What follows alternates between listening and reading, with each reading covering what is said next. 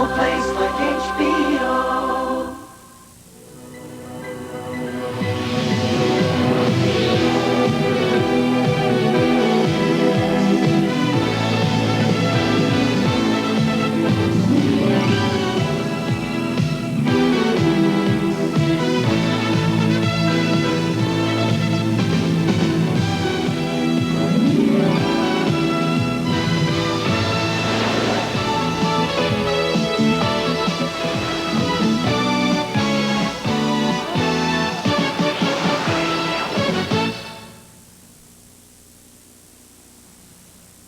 The following program is recommended by the National Education Association.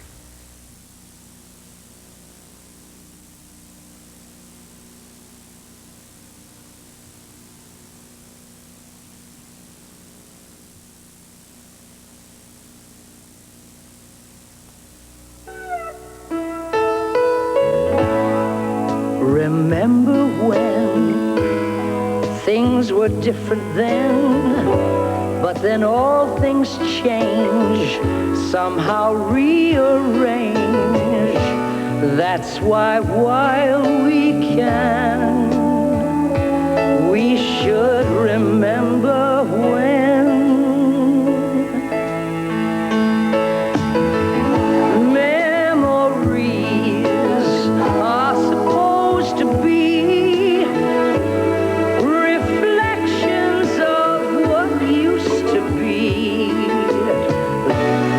why, while we can, we should remember when.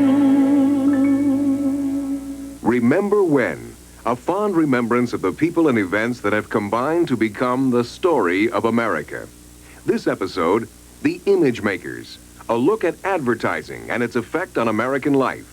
Your host for Remember When, Dick Cavett.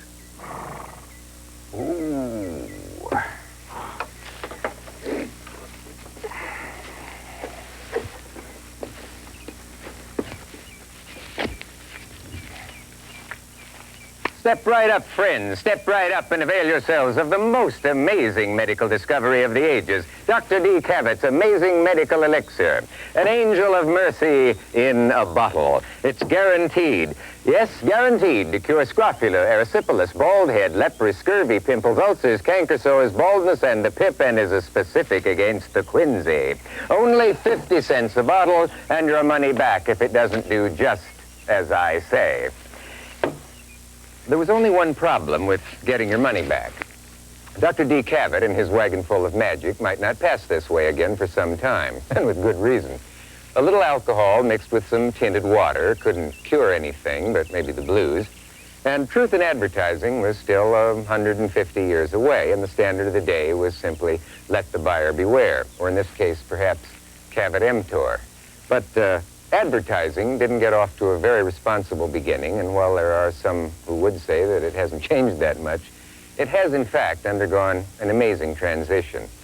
And by looking at these changes and by reviewing 200 years of American commercialism, we can almost trace the social, economic, and moral development of an entire nation.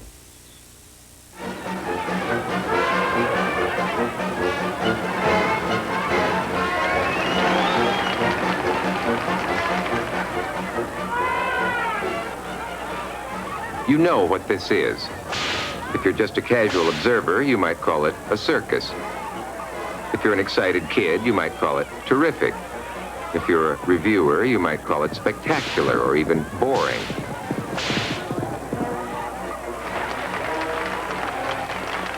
But if you were the greatest advertising genius the world has ever seen, you just knew there was only one name for a spectacle like this: the greatest show on earth. His name was Phineas Taylor Barnum, the great P.T. Barnum, who supposedly left as a legacy for future generations of advertising people those immortal words of wisdom, "There's a sucker born every minute." Barnum was also one of the first to use photography in his advertising, and he specialized in big blow-ups. But just as important, Barnum Barnum also taught the industry that if you want to sell something, you can't call it good or better or even best. It had to be the greatest. And don't forget the exclamation point. It's a lesson that would live for at least a century. Oh, I'm so great! Oh, great! Oh, I'm so great!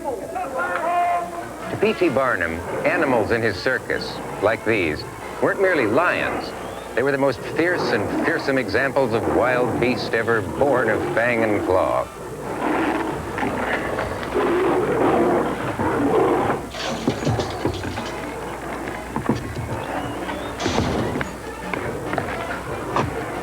And, of course, it took the bravest and boldest men on the face of the earth, men of death-defying raw courage, to enter the ring with these untamed denizens of the jungle.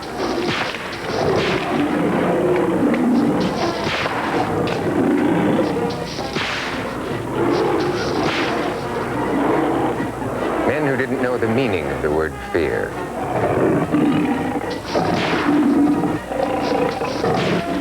I hope they find one. Barnum may have been the best ad man, but he was far from the first. Even old P.T. never staged anything as spectacular as the eruption of Mount Vesuvius in 79 A.D. And the lava that poured down on the town of Pompeii preserved some messages carved on the city's walls that are among the earliest examples of advertising ever discovered. Modern scientists who carefully dug up the remains painstakingly deciphered the wording and found some of the messages to be less than earth-shaking. Travelers, one of them read, going from here to the 12th tower, their Serenus keeps a tavern. This is to request you enter. After 19 centuries, it's a little late to ask, what has Serenus done for you lately? Holiday Inn. Welcome to our people-pleasing place. But it's remarkable how the appeal for customers has remained basically unchanged. By United Industries. We offer you a choice of the most popular locations. Advertising came to America with the Pilgrims, but the days of bold graphics and ballyhoo would have to wait for improvements in the printing press and the innovations of men like Barnum.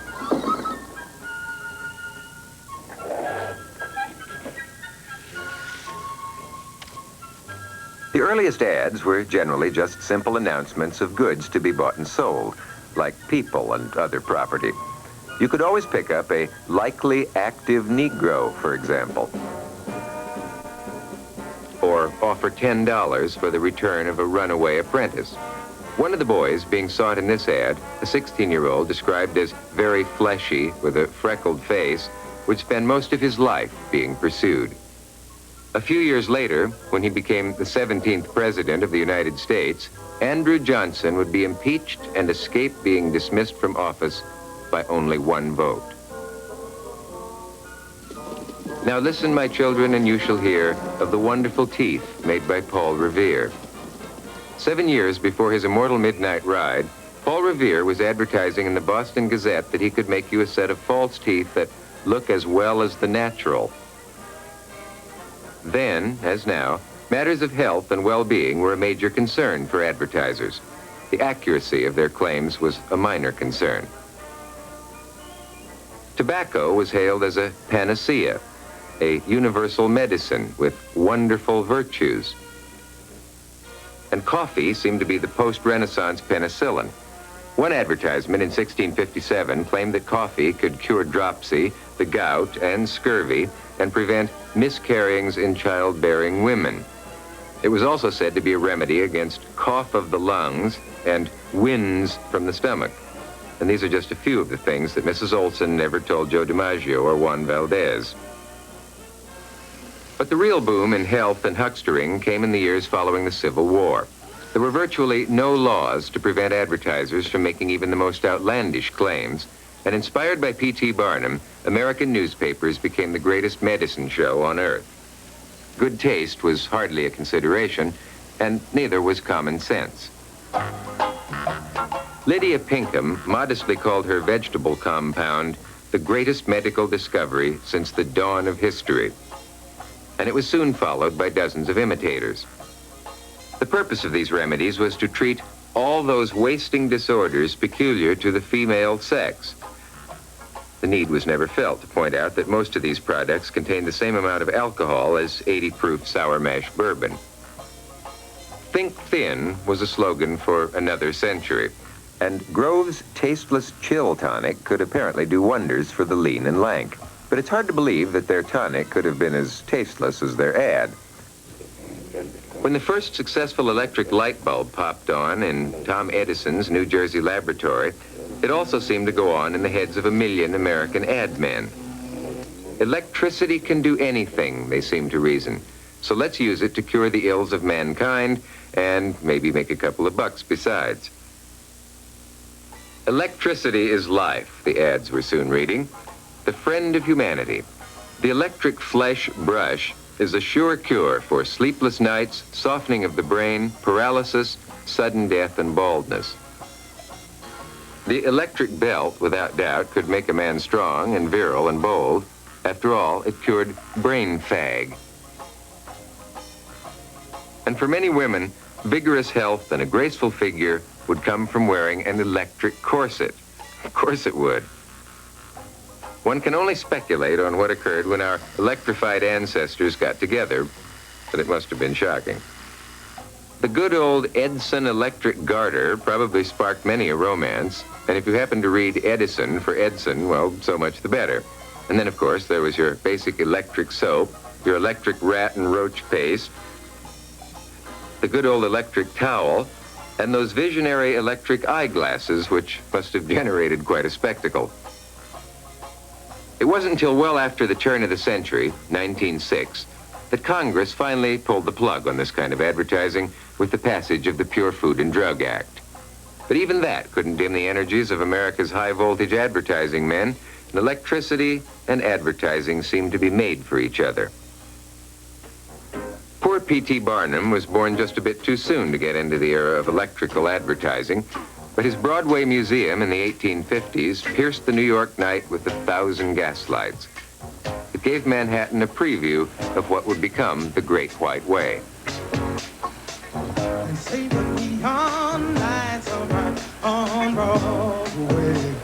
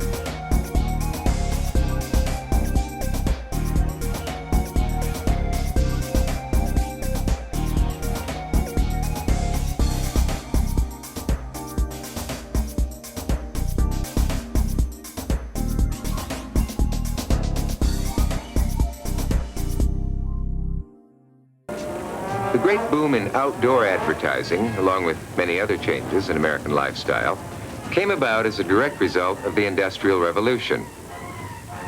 Great steam engines, electric lights and motors, instant communications, rapid transportation,